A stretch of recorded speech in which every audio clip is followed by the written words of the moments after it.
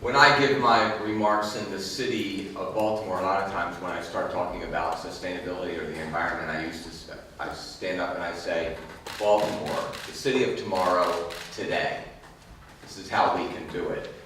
And I talk about what we've been doing over the last number of years, and I talk about in 2005, we created the first Green Building Task Force, and in 2007 we created the Commission on Sustainability, and in 2007 we did the Office on Sustainability, and in 2007 we wrote the first Green Building Law, and in 2009 we wrote the Baltimore Sustainability Plan, www.baltimorecity.gov/sustainability, and then in 2010, we wrote the Green Building Standards, which established Baltimore City's LEED equivalency. If you're familiar with the LEED standards in America, the gold, silver, platinum standards for construction, Baltimore developed our own for urban areas. In our sustainability plan, what we took were 29 goals, and then we divided them under 7 themes, and those themes are cleanliness, pollution prevention, resource conservation, greening, transportation, education awareness, and green economy. And each year, as part of our plan, we come back with a report, and we say, okay, give us success stories in each of these areas. And so 2010 success stories, www.baltimorecity.gov/sustainability. I'm not going to go through them all with you. I want to talk about more specific things. One of the key things, because we're going to talk about the whole concept of sustainability being overreaching, the best part of this whole sustainability plan is in the back here. What it does is it takes our 29 goals and the 7 themes, and it talks about the crossover benefits and how these things work. And that is, while you're reaching a goal in one theme, how you may actually be reaching goals and in other themes. So I'll give you my specific one because I think it's something that we're particularly proud of and something that I've been talking about for the last 3 days. And that is, we had a problem in downtown Baltimore, an area of about 8 square miles, and that is we could not build any more parking lots. And we had so much traffic congestion we could not move cars around. So what we decided was, how do we move people rather than automobiles? Well, the simple thing was, we get them to take the bus because we don't have subways. Well, people weren't going to pay to take the bus because we already had buses and people weren't taking them. So what we decided was, we'll give them the bus for free. So what we did was, we took our parking tax and we decided what we'll do is we will increase the parking tax because everyone that was using our parking lots had to pay parking tax, and people that were paying in our parking meters had to pay the parking tax. So we increased our parking tax by 2.5%. And then there were some businesses that wanted parking, be able to build additional parking, and we asked them to kick in a little bit. But basically, with our parking tax, we were able to buy buses, and we were able to set it up in our downtown so that everyone can take the bus for free today. So that solved part of our problem. We did the same thing with our water taxi.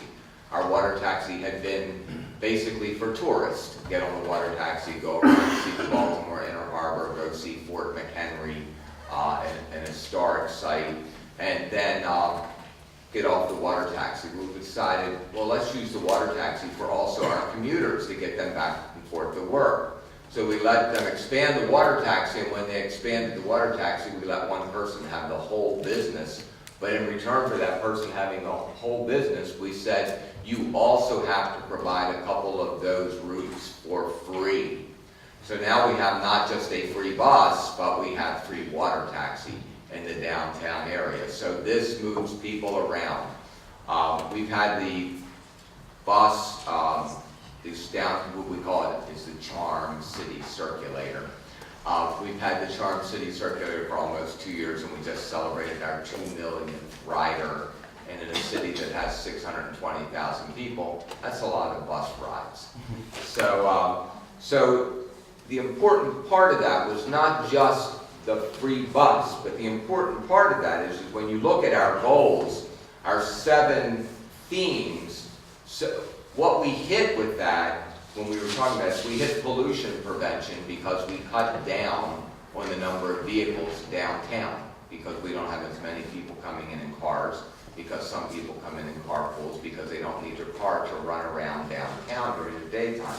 We help with resource conservation because we have more people taking buses and more people using the water taxi, so they're not getting out there in the middle of the day, and if they have to go across town, drive across town, they're taking the bus. We help with transportation for the obvious reason, and we help with a green economy because what we've done is we put these buses in circulation, we've expanded our water taxi so we have people working, created new jobs on the water taxi. So all of these things have tied together by meeting one goal, and that goal was we didn't want to build any more parking lots. So we were able to address a number of goals within the 7 themes and show how these things interlock. And that's the whole goal about sustainability. It's not one thing. It's meshing all of these things together. So you have all of these crossover benefits.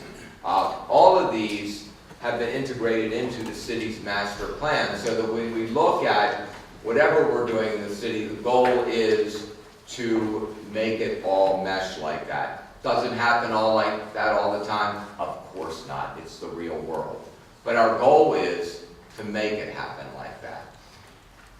Some other specific examples that we've done in the City of Baltimore, because as my colleagues, both of the mayors have said, this isn't happening on the national level, and it's not going to happen on the national level in the foreseeable future. Even when President Obama gets reelected, it's not going to change the Congress. It's not going to change the mindset of a lot of these folks. We're still going to have to fight what we have to fight, so we're still going to have to do this on the local level. So in Baltimore, what we've done is our street lights. Our street lights cost us a lot of money because we have to purchase our electricity. So between now and 2015, we are going to replace 83,000 street lights. This year we're going to replace 15,000 of them. When we replace all 83,000 of those street lights, it will save us $7 million a year in electrical bills. $7 million a year. That's a lot of money for the City of Baltimore, because we're a pretty poor city. Actually, it's a lot of money for anybody. But we're a pretty poor city. We have been working on converting waste to energy before we knew there was such a thing as sustainability. We have been incinerating a lot of our solid waste for a number of years, and then converting that waste to steam, then selling that steam in our downtown area. Our wastewater treatment plant has been converting to methane gas, and they actually operate off of the methane gas that they convert. That was before we had Green Building Task Force or anything like that. So now we know it's sustainable. We didn't know it back then. We didn't know what the word was. We have 204 schools. We have 50 of those schools are green schools. Those green schools focus on recycling, and as I said, kids are great, but you still have to get the teachers to put the paper into the recycling bin. You have that probably in your school or in your law school. We have them growing their own foods, their vegetables, their fruits in gardens at the schools so that they can then use them and help have better diets at the schools. We have a Healthy Harbor initiative, and that with our goal being to make our harbor fishable and swimmable by the year 2020. We're not going to meet that goal. We may have it fishable. People are eating the fish and eating the crabs out of harbor right now. They do tend to glow at the end of the night. But so we have to work on that a little bit more. We've been working on our inner harbor, and Hoffman City just thrills me because we've been working on our inner harbor for probably about 40 years. We have about 8 miles of shoreline, And our Inner Harbor, what we call Harbor Place, was one of the first urban developments in the United States. It's been a model. We took out rotting docks, and we built in marketplace, mixed use, offices, and people came from all over the United States to see how to do it.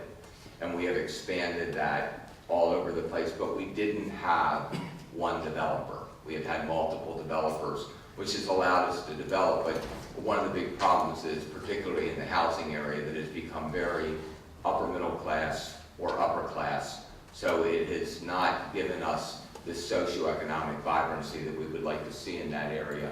And so we need to work on that more, but it's been very, very successful for us, and it's added considerably to our tax base. Finally, talking to lawyers, and I don't want to rob something from our Brownfields folks later on because I know they want to address this, or I think I do. But lawyers have a particular role in the future of sustainability because there just are a whole lot of people out there that don't want us to do what we need to do to make this happen. I mean, they just want to not just make us stay where we are, but they want to turn the page back to the first chapter of the book. As Mayor Coleman said, particularly in the United States, we have a whole group of people that do not believe in science. And it really is, it's just amazing. You know, I just wish that they would take these roads they want to build all the time and go far enough that they just would fall off the end of the earth because they know that it's there, you know. And then we wouldn't have to deal with them anymore. But in closing, let me say this to the prospective lawyers and to all of us who really do believe that this is a problem that needs a global solution. Teddy Roosevelt, who was the great environmental president of the United States, there's a book that was written about him a couple years ago. It was called Teddy Roosevelt, the Wilderness Warrior, because he was a great naturalist, environmentalist. And when Teddy Roosevelt first became the president, one of the things, Teddy Roosevelt had been a lover of birds since he was a little boy.